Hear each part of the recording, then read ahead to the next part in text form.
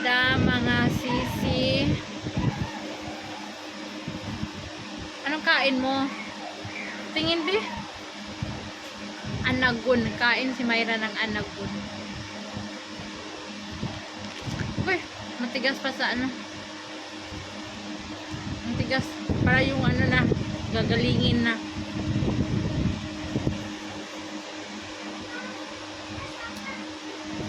Yayawan tayo mga guys. I-share ko sa inyo.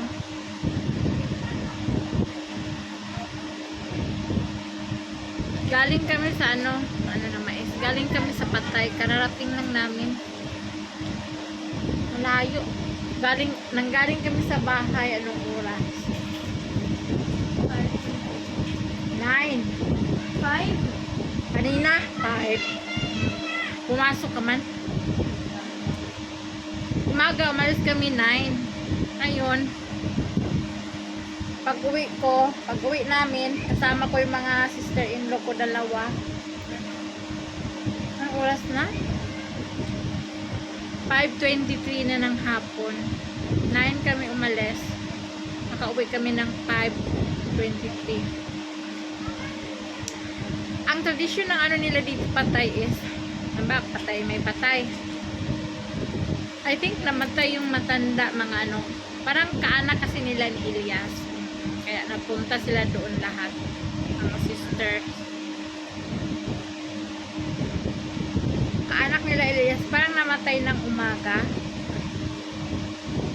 Namatay ata ng mga alas 5 ng umaga. Tawag-tawagan na yan, report na para punta doon lahat. Namatay siya sa hospital. Ano siya, nilagay siya sa kabaong. Usually dito, ang mga patay dito ay hindi nilalagay sa kabaong, diretso lang. Pag namatay ka sa bahay, balutin ka lang ng white na tila, ganyan dito, talian dito, hanggang sa paa. Pero yun, namatay siya sa hospital, is nilagay siya sa kabaong. May kabaong din sila dito.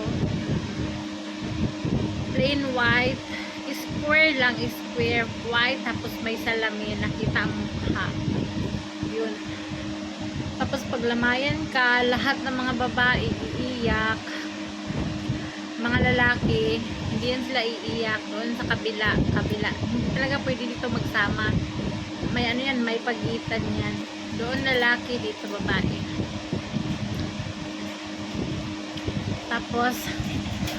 Tapos na ng iyakan, Friday ngayon alauna nilibing, kasi pagkatapos ng nila simba, Juma. Pag Friday, Juma yan, prayer day. Pagtapos ng prayer day nila, sa kanilibing alauna. So, you know, pag mamatay ka talaga, iyakan ng mga tao, lalo na mga kapitbahay mo, iyak-iyak, ganyan. Doon mo ma-realize, no, yung nanonood ka na pag buhay ka pa, ni halos hindi ka man lang kumustahin, ganito, ganyan. Pero pag patay ka na, saka ka napuntahan, yung iba, iyak-iyak, plastic, yung iyak ng plastic.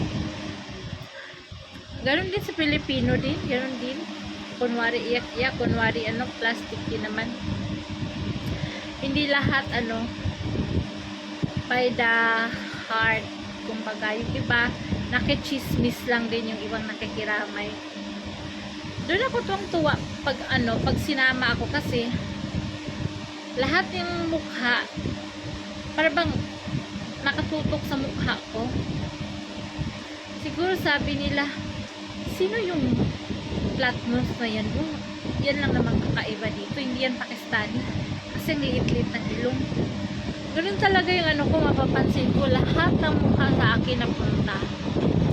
Kaya ang sisti ko, hindi ako pupunta ng Patay pag hindi kaanak nila Elias. Pero pag kaanak nila, doon ako napunta. Kasi, para bang nakakahiya, para bang Sila pa naman pag nagchichismisan, ganun. Walang ganun-ganun. Ganun-ganun lang yan sila. Oh, uy, sino yan? Ganito. Minsan nagaling kasi kaninong kamag-anak yan. Ganyan sila. Wala silang ganyan. Wala silang pasintabi. Talagang chismis to the max sila. Tapos yung iba, ang lakas ng iyak. Why? Tapos yung iba, ang mga bunganga, nagaling-ganyan. Mga chismis-chismis. Yung iba, chismusa. Oo.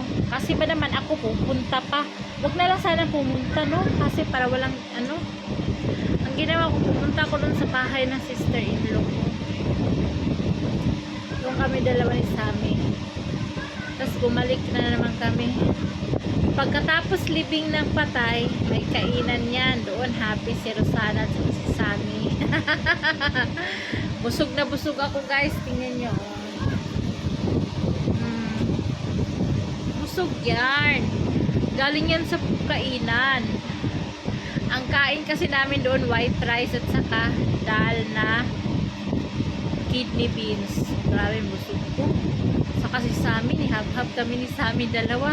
Si Ilyas, gutom kasi hindi talaga yun si Ilyas kumakain ng ganyan pagkain pagpatay. Yan, kumakain lang siya kapag nasa dito lang sa bahay namin, kain niya siya. Pero pag ibang bahay, kahit na nanginig yan si Ilyas, hindi talaga yan sa kakain. Uuwi yan siya sa bahay dito. Sabi niya, gutom na gutom daw siya. Kahit gabi na. Shout out sa likod niya, nagtitiktok siya o nagtitiktok. Patingin na video mo. Anong name mo sa TikTok? Yeah? Tapos guys, yun. Banatan ko ng kain. Kami dalawa ni Sammy, busta kami ni Sammy. Sabi ko, bahala kayo dyan, hindi niyo akong kilala. Malay ko pa sa inyo, kain kami ng kain. Tapos, ngayon, pagdating ko sa bahay, nag-check ako ng sugar ko. Pack na pack ang sugar ko, 310. Ang dahil sa white rice. Na to, hanggang gabi na to, hindi na to kakain hanggang gabi. Pinag-isa ko na yung tanghalian at saka hapunan dinner. Ayun yung kasama ko yung kainan, oh. Hi! Yung sabi kong bugnutin, hi, yaya! Yung baby namin na pugi, oh, yaya! Oh. Yung isa nakita ng puwet, oh, nagbibihis.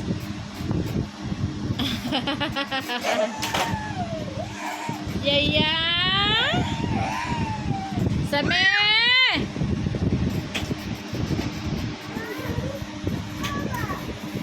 Yun lang, story. Galing kami sa kainan sa patay, diba?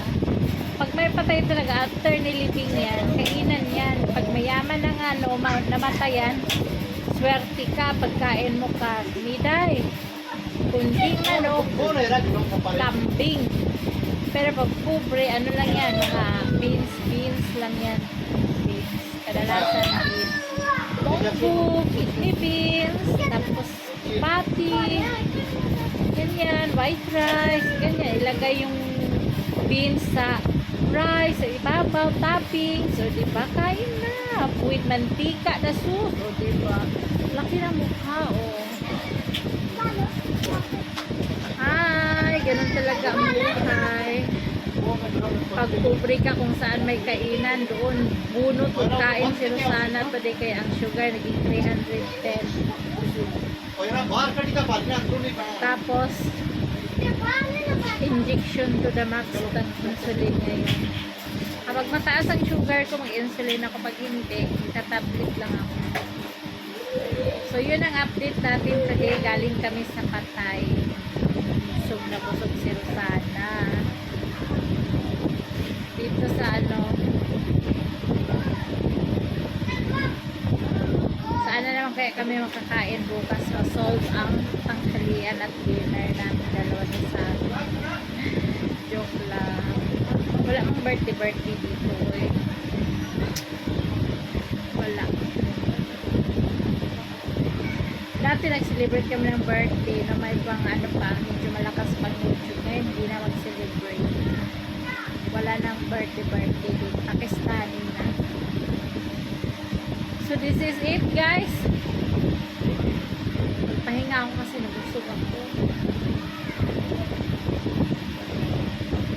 Baka mamayang gabi lakad ako ng isang oras. So thank you for watching. Salamat. Subscribe our YouTube channel, Rosana Ilyas. God bless everybody.